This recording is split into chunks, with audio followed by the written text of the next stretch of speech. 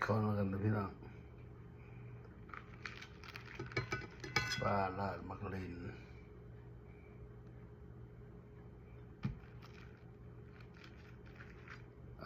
บ้านประจำบ้านขั่วไข่ขั่ว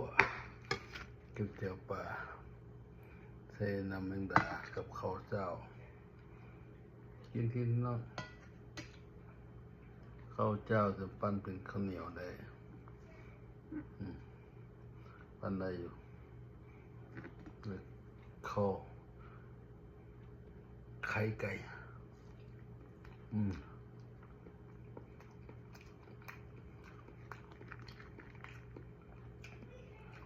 ปลาเจ้านะ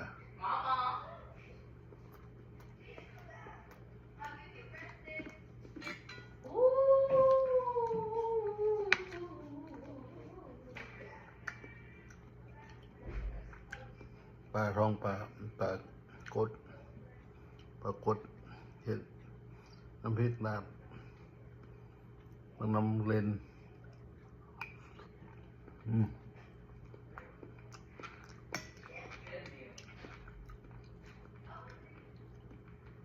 แบบ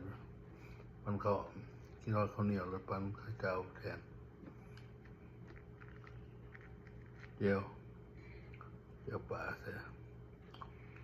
ใส่น้ำแมงดา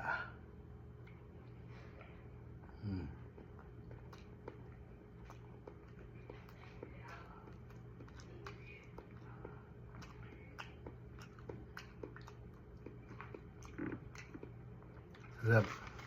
thank you